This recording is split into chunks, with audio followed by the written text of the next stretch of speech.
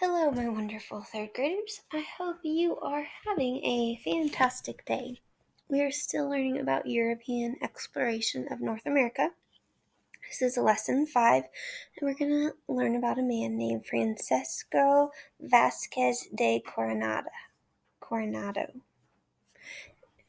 Francesco Vasquez de Coronado. Some vocabulary you will hear throughout the read aloud.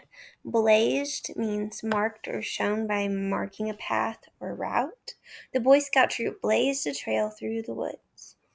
Convert means to change from one form to another, to change from one religion to another. Anna learned in science class how to convert miles to kilometers.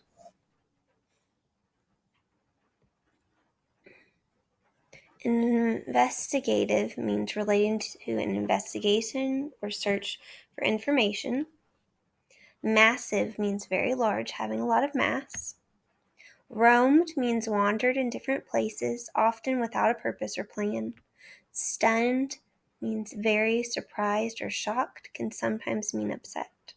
Suspicious, without trust, causing questions or doubt. Jack's dog is suspicious of strangers and barks loudly when she sees someone new. What have we learned so far? Yesterday we learned about Hernando de Soto. You can see his route on the yellow dots on the map. What are some disastrous events that have taken place on his expedition? Right? They killed Native Americans. Native Americans attacked them. They didn't find gold. Many deaths took place.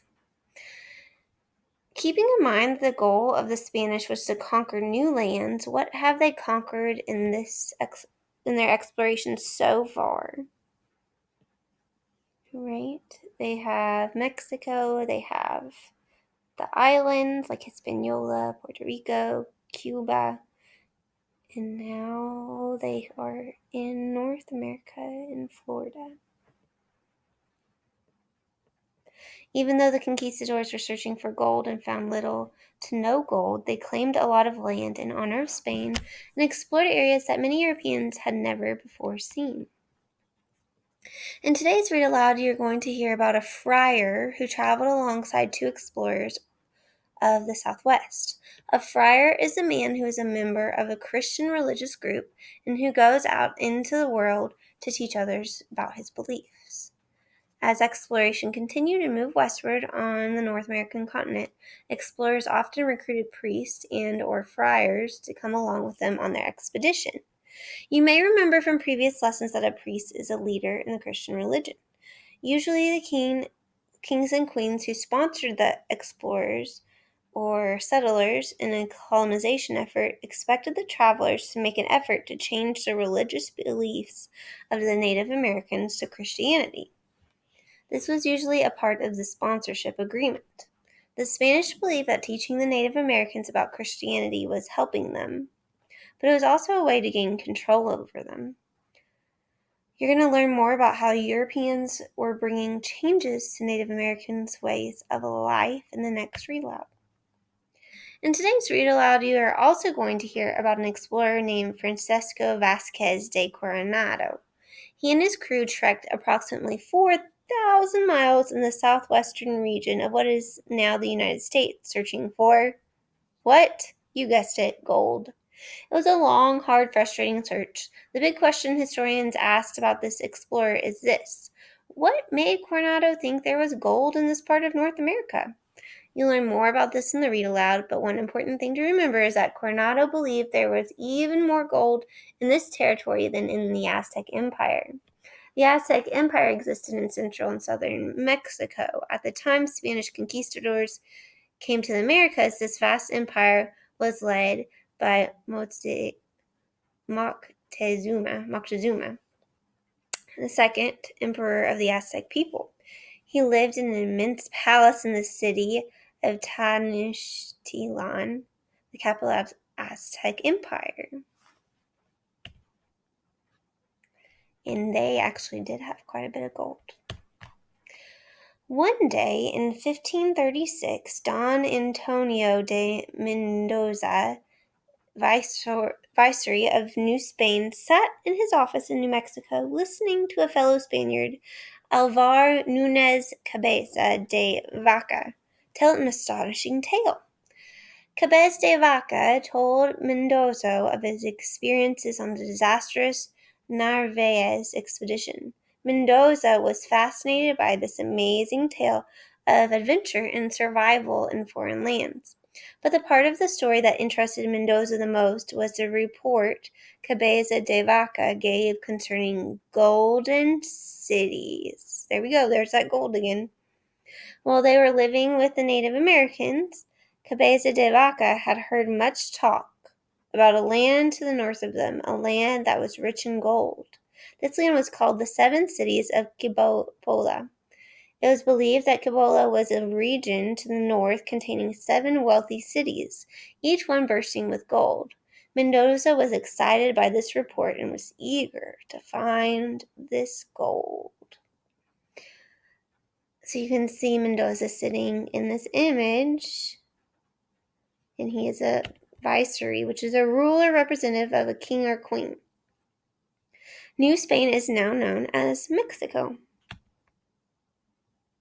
So you can see Mexico over here in the southern part of North America. When Mendoza decided to find the 7 cities of Cibola. He recruited a French priest named Friar Marcos, in addition to a man named Esteban, a slave who had traveled with Cabeza de Vaca, and who, along with de Vaca, survived the Narvaez expedition, was recruited to go along as a guide and translator on their investigative travels north.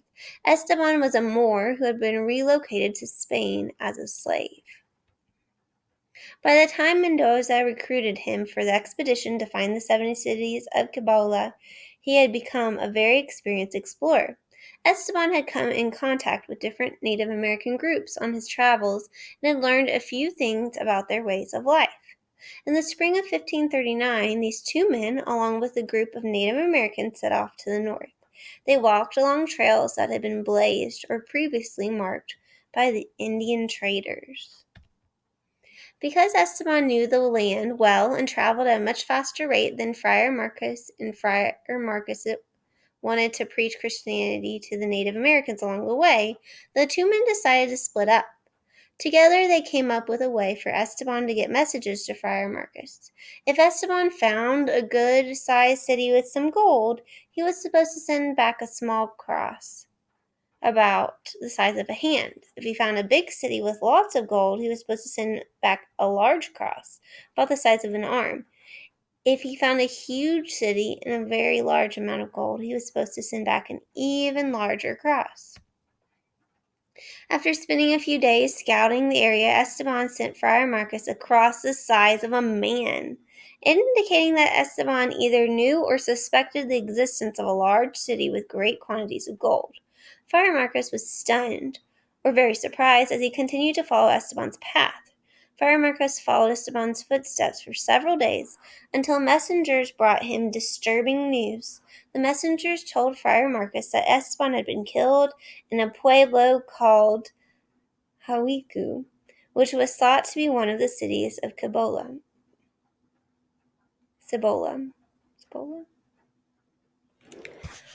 What do you think this meant, the large cross? Why had he sent it, do you think?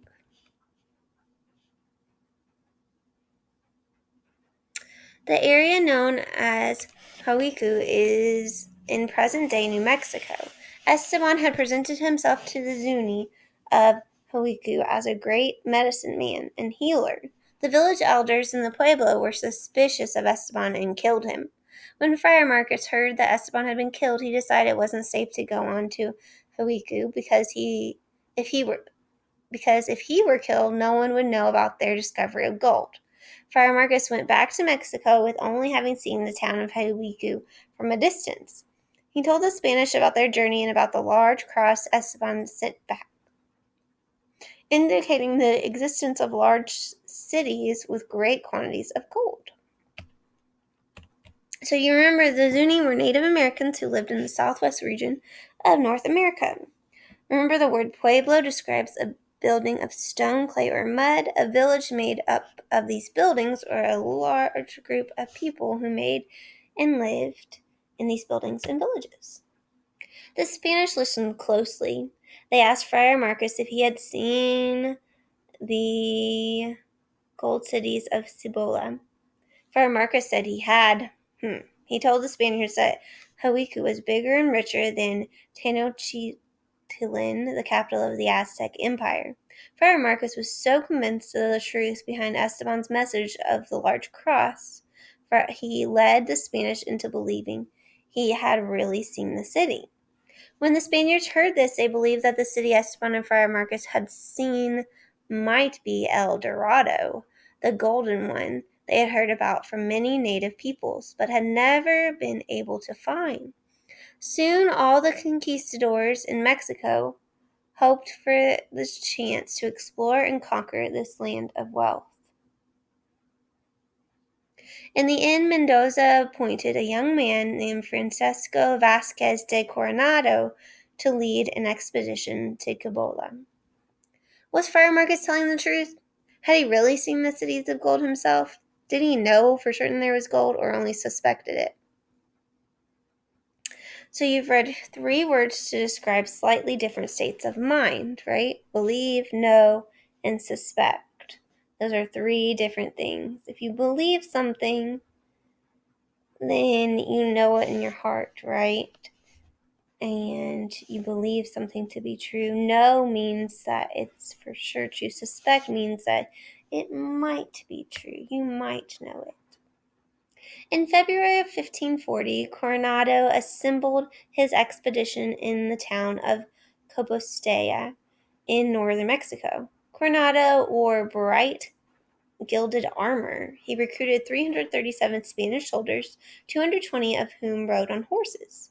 Also on the expedition were 700 Indian slaves who would serve the Spaniards and take care of large herds of sheep and cattle that would be marching with them. There were also priests and a few women on this expedition. One of the priests was Friar Marcus. Everyone was excited about getting rich from the gold they would find in Cibola.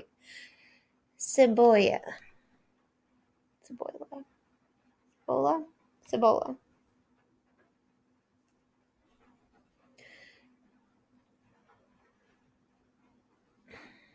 Coronado and his men marched north through the hot, dry lands of northern Mexico, covering 10 to 15 miles a day. When they came to rivers, they built makeshift rafts and used them to ferry themselves and their animals across. They saw some small pueblos, but seeing that the Native Americans had no gold, Coronado and his men pressed on, crossing bush and desert and entering into what is now the United States. Friar Marcus and the Indian guides led Coronado to the pueblo of Hawiku, where Esteban had met his end. As Coronado and his men approached, the Zuni came out to meet them. What do you think will happen? They were carrying weapons and rocks, and they drew a line on the ground by sprinkling cornmeal as a way of telling the Spaniards they were not to come any farther. They were resolved or determined to protect their town. One of the Spanish priests came forward and began reading a long statement, while an interpreter tried to translate the message to the Zuni. It said that the Indians were expected to convert or change from their religion to Christianity and to accept the King of Spain as their king. If they didn't agree to do so, then the Spanish would attack them. The Native Americans listened for a while, but then began shooting arrows and tossing stones. Coronado and his men charged. The Zuni men ran back to their pueblos. They fired arrows and threw rocks from the top of their pueblos built on hills and cliff sides for protection. Coronado was hit by a big rock, and then a second rock struck his helmet and knocked him off his horse. He lay on the ground unconscious while his men carried on battle. So you can see this map of New Mexico. Here's the northern land that Coronado and his men had anticipated finding.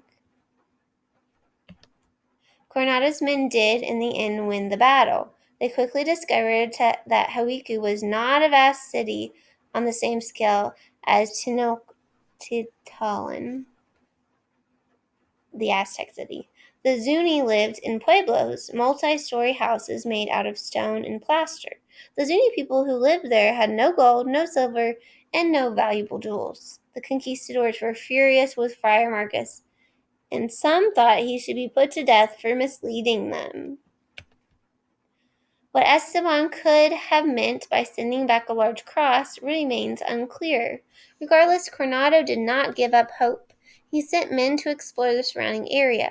After all, there were supposed to be 7 cities in Cibola. He hoped that some of the other cities would have more gold than Hawiku. For the next few weeks, Coronado and his men continued to explore the region of Cibola. They found many Pueblo villages, but no gold. Coronado decided to split his forces up. He sent scouting parties off in several directions. One party traveled northwest through Hopi territory in what is now northern Arizona. They went on until they were stopped in their tracks by a massive canyon more than a mile deep. These men from the Coronado expedition became the first known Europeans to see the Grand Canyon, which is now considered to be one of the 7 natural wonders of the world.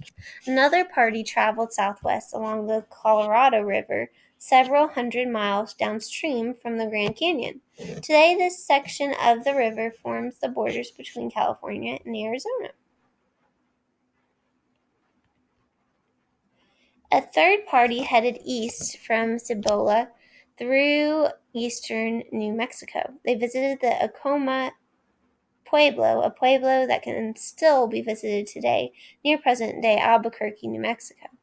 This party crossed the Rio Grande, a large river that runs south through New Mexico and forms part of the present-day border between the United States and Mexico. There you can see a picture. They passed north through the land of the 12 Rio Grande Pueblos, an area by the Rio Grande River occupied by Native Americans, who the Spanish called the Tehuiche Indians. There they observed the Great Plains, where great herds of buffalo roamed or wandered. The Spaniards were fascinated by the shaggy buffalo. At first they found it a difficult animal to hunt. In time, however, they learned to hunt the animal with spears, as the Native Americans did. While the Spanish were on the plains admiring the buffalo, one of their native guides told them of a place far to the east called Quivira, a wealthy city. Hearing this, Coronado decided to march east, hoping to find Quivira and the gold he had missed in Cibola. In their search for the 7 cities of Cibola, the Spaniards treated the natives they encountered horribly, killing many of them. Coronado and his men crossed into Texas, then onto the Great Plains, where tens of thousands of buffalo grazed around them. During their journey, they met the Curachos, nomadic natives of the Great Plains who lived by following the buffalo herds. These Native Americans of the Great Plains were hunters of the buffalo. They used the meat of the buffalo for food in addition to the plants they gathered. They used the skins to make clothing and shoes. They used the bones of the buffalo as well as stones to make tools. They burned buffalo dung they burned buffalo dung or manure for fuel. Coronado and his men learned a lot about the Curachos way of life, including the fact that they had no gold. Coronado and his men decided to move on, making their way through parts of Texas, Oklahoma, and Kansas. Finally, Coronado and his men reached Quivira. Instead of a wealthy city, they found a few villages and some grass huts. There was no gold whatsoever. He and his men decided to spend the winter near Quivira before beginning the long journey back to Mexico. Coronado and his men, who had ridden forth on this expedition so confidently, with high hopes of finding gold, had no success in finding wealth. He and his men limped back southward to Mexico with no gold. In fact, Coronado had lost a large sum of money that he invested in the expedition. What did the viceroy and all the explorers in this read aloud believe they would find in the land to the north? A wealthy city or cities of gold. Did they know for certain that there was gold? No, they suspected it based on stories they had heard and on the huge cross Esteban sent back. What do the three words believe, know, and suspect help to describe? Their states of mind or degrees of certainty. Why did Friar Marcus and Esteban split into two investigative parties?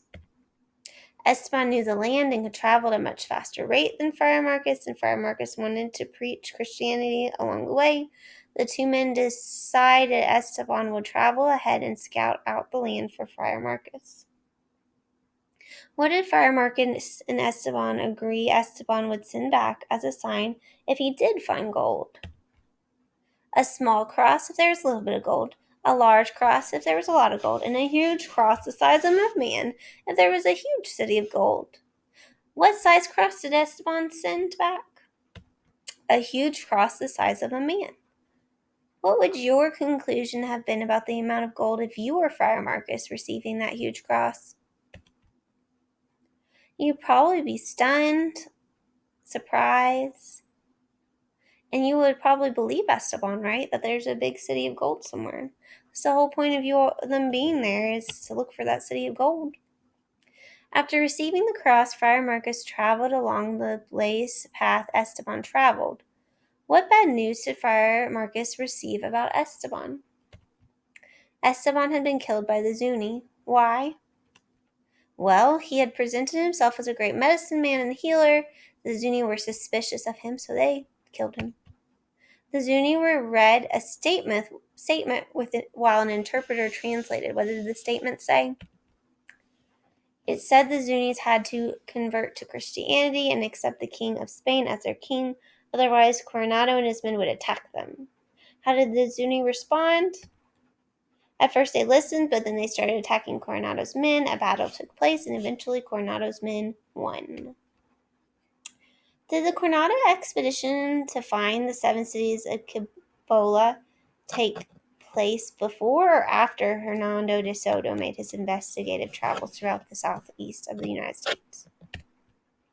After, right? So we're going to put it on after de Soto on our timeline. What do you think Esteban might have actually seen, heard, or interpreted that led him to send back a huge cross in order to believe there was a city of gold? Why did he send that giant cross back? Well, maybe he thought the pueblos, when the sun hit them, remember they were kind of a goldish light? Maybe he thought they were built of gold. Can you remember another explorer who mistakenly interpreted a native pointing as indication that there was gold close by? Columbus, right? Columbus misunderstood the Taino when they gestured to other islands. Our word for today is investigative. In the read aloud you heard, in addition, a man named Esteban, a slave who had traveled with Cabeza de Vaca, was recruited to go along as a guide and translator on their investigative travels north. Say the word investigative. The word investigative relates to a search for information. Zhao's natural curiosity made her a good investigative reporter. Have you ever taken part in an investigative activity? What was it?